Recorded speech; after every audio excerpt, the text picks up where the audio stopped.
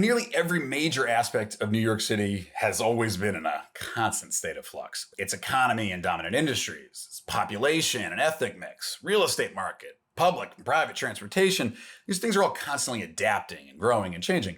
It's chaotic, routinely disrupted, but it also meant that New York was more flexible and faster than any city in the world at this time, and arguably to today, to adapt to new technologies and trends and opportunities. Or like O'Hagan and the answer he gave about the World's Fair on the exam for chief of department, New York had the ability to cross out a bad idea and replace it with a new one.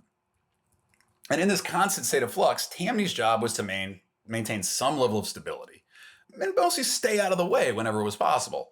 The machine's job was to provide services when constituents called for them, deal with crises when they came up, and remain flexible and responsive enough to keep the votes coming. They were practitioners of Lindblom's branch approach and what he called the science of muddling through.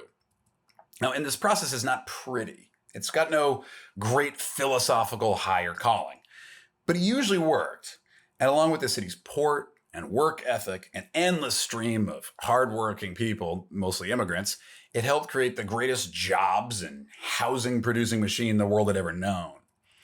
And when Tammany didn't work, the voters threw the bums out for some anti-corruption crusader.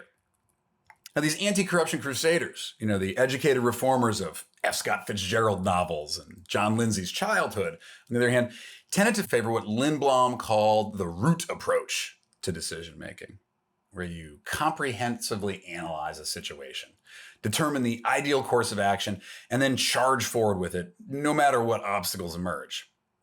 Now, this is a much more centralized, top-down process of, quote, starting from fundamentals anew each time, building on the past only as experience is embodied in a theory.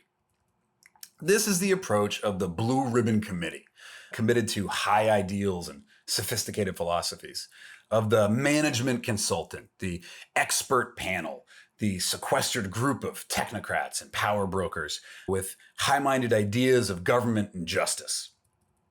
Now, Tammany Hall had a reputation for doing business behind closed doors, but that was because people actually knew where it met in the public houses and restaurants and political clubhouses of the city.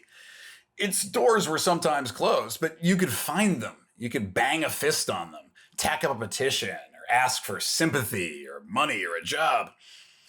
The reformers were more likely to meet in a private members-only club or gated upstate mansion whose closed doors a regular New Yorker could only find with a private directory and a climbing rope to get over the security wall.